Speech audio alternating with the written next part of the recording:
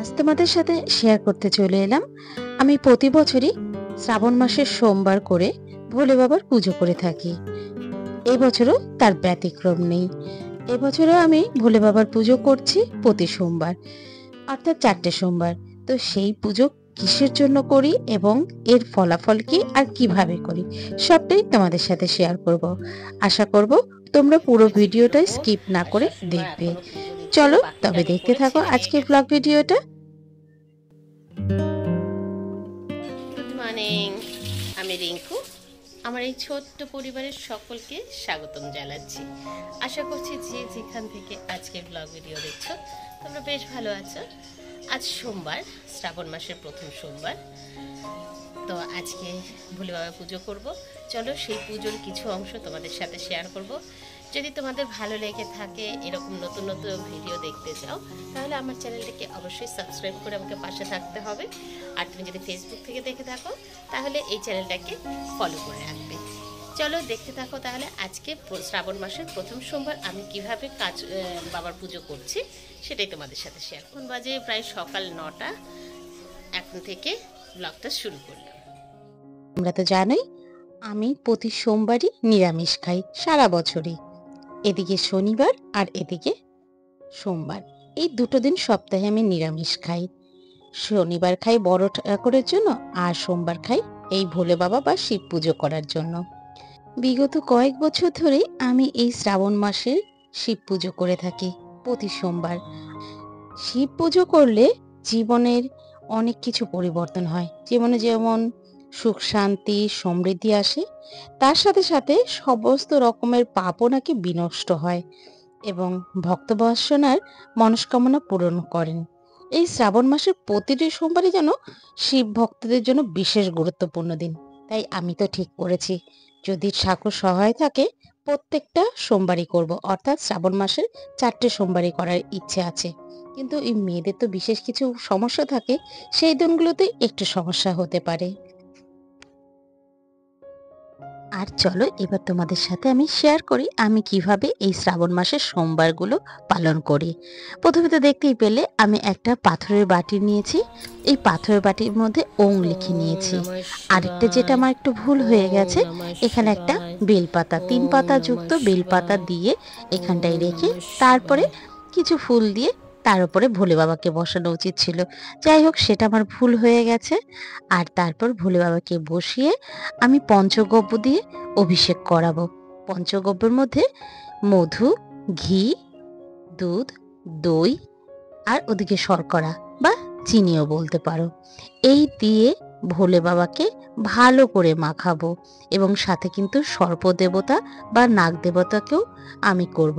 আর সাথে তো আছেন আমাদের নন্দী মহারাজ, তেনাকেও কিন্তু ভালো করে এই পঞ্চগব্য দিয়ে স্নান করাবো, অভিষেক করব।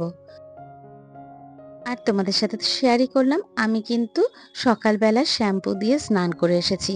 যদিও গতকাল আমার নিরামিষই খাওয়া হয়েছিল, কেননা গতকাল আমার বাড়িতে গোপালের পুজো ছিল, সেই কারণে কিন্তু গতকালও নিরামিষ খাওয়া হয়েছে এবং গতকালও হাফ আমি উপোস করেছি। আর আগের দিন যদি আমি আমিষ খেতাম তাহলে কিন্তু সকালবেলায় কিন্তু ভোলে বাবাকে পুজো করার আগে শ্যাম্পু করে স্নান করে নিতাম। যদিও পরবর্তী দিনগুলোতে আমার এরকমটাই হবে, আর আমি এইভাবেই করে থাকি। আর এই দেখো তোমাদের সাথে কথা বলতে বলতে ওদিকে কিন্তু আমার ভোলে বাবাকে অনেকটাই স্নান করানো হয়ে গেছে। এখন যেটা দিয়ে করাচ্ছি, এটা দিয়ে দই দিয়ে কিন্তু আমি স্নান করাচ্ছি। কি বলতো, আমাদের এই ভোলে বাবা বা শিব ঠাকুর উনি কিন্তু একটা বেলপাতাতেও তুষ্ট। তুমি যদি মনে করে থাকো একটা বেলপাতা কিছু পারছো না, শুধুমাত্র একটু বেলপাতা দিচ্ছ, তাতেও কিন্তু উনি বেশ খুশি হয়ে যান। আর ওনাকেই বলাই হয়েছে ভোলেনাথ, মানে একদমই ভোলে ভালা। তো ওনাকে তুমি যেভাবে ডাকবে মন থেকে, তাতে কিন্তু অবশ্যই সায় দেবে। আমি কিন্তু এর ফল পেয়েছি, সেই অভিজ্ঞতা থেকেই তোমাদের সাথে শেয়ার করলাম। আর তোমরা কি লক্ষ্য করেছো, আমি কিন্তু সবুজ চুড়ি অলরেডি পরে নিয়েছি। যদিও গতকালকে একটা চুড়ি ভেঙে গেছে, এই কাচের চুড়ি রক্ষা করা না খুব মুশকিল। যাই হোক, চলো তোমাদের সাথে আমার বাপের বাড়ির পুজোর কিছু গল্প তোমাদের সাথে শেয়ার করি। তার আগে আরেকটা কথা বলতে চাই, আমার এই ভিডিওর কোনো অংশ যদি তোমাদের ভালো লেগে থাকে প্লিজ একটা লাইক কমেন্ট করে দিয়ে যেও। আর তুমি যদি আমার চ্যানেলের নতুন বন্ধু হয়ে থাকো, চাইলে তুমি আমার চ্যানেলটাকে সাবস্ক্রাইবও করতে পারো। আর অলরেডি যদি তুমি এই কাজটা করে রেখেছো, তোমাকে অসংখ্য ধন্যবাদ। চলো এবার সেই গল্পে যাওয়া যাক। ওই যে বলছিলাম আমার বাপের বাড়ির একটা গল্প বলবো। আমার মাকে ছোটবেলায় দেখতাম সকাল থেকে উপোস করে থাকতো। সারাদিন সংসারের কাজকর্ম এবং তারপর আমাদের জন্য বিভিন্ন রকমের রান্না বান্না করে মা বিকেল বেলা পুজো করতো সন্ধ্যের সময়। আর সেখানে মা কিন্তু ভোলে বাবাকে মাখা দিত। আর সেই সাবু মাখাটা খেতে আমাদের বেশ ভালো লাগতো। তো অপেক্ষায় থাকতাম মা কখন বলবে আয় পুজো হয়ে গেছে এবার প্রসাদ খাবি। এটার জন্য অপেক্ষায় থাকতাম। তো সেই সব দিনগুলো না খুব মনে পড়ে। আসলে এখন বাবাও নেই, সবসময় যাওয়াও হয় না, আমরাও বিভিন্ন কাজে ব্যস্ত। ওদিকে শুনেছি মাও আজকে পুজো করছে, যেতে ইচ্ছে করে, কিন্তু ওই যে সংসারের মায়ের বাঁধনে বেঁধে গেছি যে কি করে যাই। জানো তো, আমি যখন বিয়ের পরে আসি তখন আমার শ্বশুর বাড়িতে ছিল সাদা রঙের শিব। আর এই সাদা শিব নাকি সন্ন্যাসীর প্রতীক। আর সত্যি কথা বলতে তখন যে আমাদের হাজব্যান্ড ওয়াইফের মধ্যে কি যে ঝামেলা হতো, দিনরাত যেন ঝগড়া বেজে থাকতো। তো যাই হোক, তারপর বিভিন্ন ঠাকুর মহাশয়ের সাথেও কথা বলে নিলাম।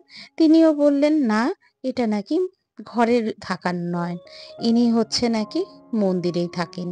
ইনি যেখানেই থাকবেন সেখানে সন্ন্যাস থাকবে, মানে স্বামী স্ত্রী যুগলে থাকতে পারবে না।